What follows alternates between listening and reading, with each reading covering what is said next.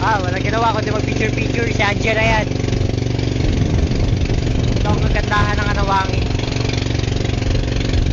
Likas, naganda ng Sambales.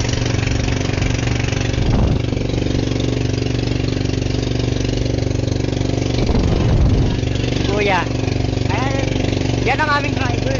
Mabilis, super hataw. Ayun.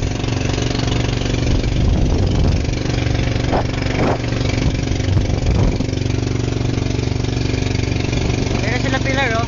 Wala, hindi na makakahabol sa amin yung grupo nila. Masyado kaming mabilis para sa tama naman, oh. Ayan, oh, maunahan namin yung isa. Yan. Maunahan na namin sila. See?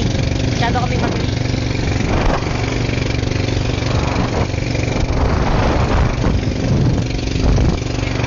Kuya, kamay naman dyan. Stabero.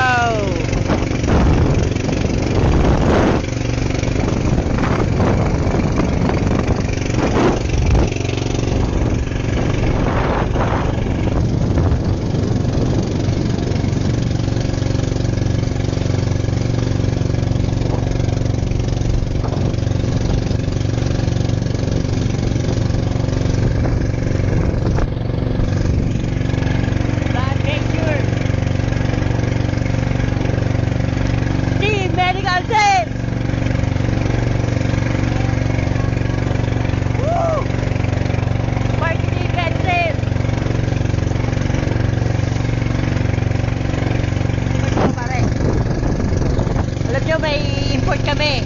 Ayan. Ayan siya, import namin. Kumay naman kayo dyan. Kumay. Kumay naman dyan. Ayan, oh. Yan yung mga kagrupo ko. Kami ang mananalo sa challenge na to.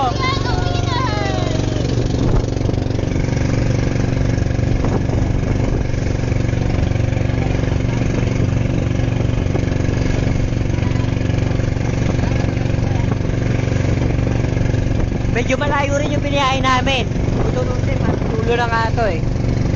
Maabot daw na 30 minutes yung biyahe. Hindi naman nakakatakot kasi itong pangkalang sinakyan namin. Exciting nga at napakasaya.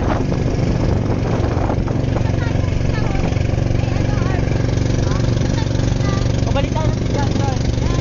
Nagtatanong siya kung saan kami pupunta. Sabi ko, babalik kami ng Johnson. Sa Anawangin. Yes. Hindi niya alam kung saan kami pupunta, pero sumama siya ng Audi kasi hindi niya alam.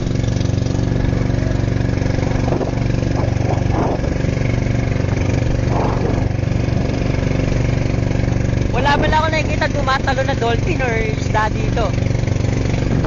Kahit kay snakefish, wala ako nakikita.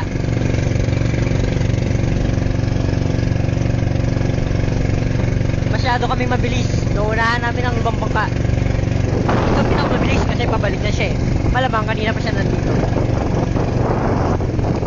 Ayan. Huwag lang sana kami magbusa ng gasolina, no? Ayan o, ang gandaan ng pasilyan. Wow, ayan. O, nakabidyo to. Ayan, nag-stop na kami. Kung naubusan na kami ng gasolina. Diyan lang tayo, nakatayo. Nakikita nyo, sinadya niyang isa para mas makita namin ang magandang lugar. Ayun na, ang kabundukan ng Anawangin. Woo! Dasan. Ganda, grabe. Ang saya ka.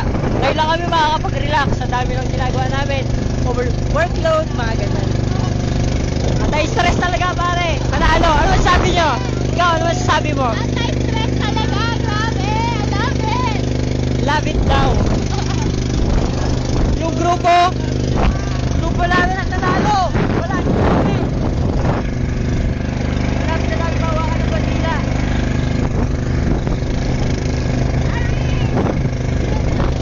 Oh, ayan oh. Nagsuot pa ng shades. Kita langit ako. Videoan ko daw siya. Ayun oh. Wow! Cave! Nakita nyo? May butas doon. Ando na Shokoy. The mountain.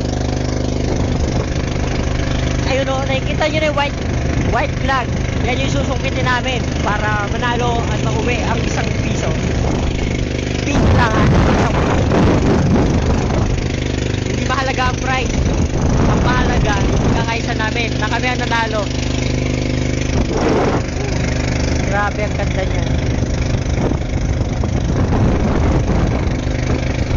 Nakakamangha. Dito pa lang, sa pagsakay pa lang na to, mawawala na talaga yung stress mo. Super saya. Ayun! Tumatalo na isda, pare! Tumatalo na isda, maliliit. Sayang, hindi ko na-video yung tumatalo na isda. Maliliit lang, pero wala mo tumatalo dahil yung kanilang mga kaliskis ay kulay silver. White sand, okay kita nyo? White sand na talaga. Diyan pangalan sa gilid, basta yan na. Yung mountain nga lang, medyo tuyo na. Wala ka na masyadong makikita po. Kasi yan ang haring araw. Udyat na simula ng magandang bakasyon namin. Ang challenge ay magsisimula doon sa bundok na yan. Dalawang araw kami dyan matutulog. Sana walang nangangain na halimaw. Ayun o, makikita ka ng mga kubo. Ewan ko lang kung nakikita mo, basta ako nakita ko. Malapit na kami bumaba. Malapit na.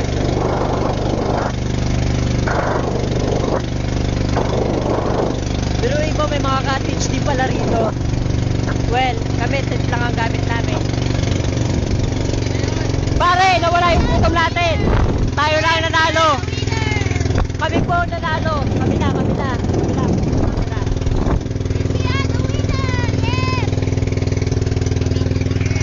Victory!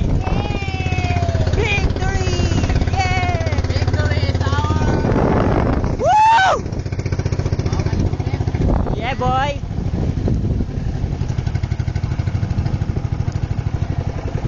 Ayan na, dito na kami sa aming destinasyon. Grabe, ang ganda pare, linaw oh. May kita mo yung tubig, super linaw. Yes, Woo! na tayo! Woo! What a ride! Pare, katsawan nyo sila, tayo nanalo sa challenge. Jal, okay ka lang? Kasing ka o masyado ka lang excited? Kasi ano pwede ba dumaan ako ng Ay, Arvin, pakikuha na lang yung chinelas ko doon. Sige.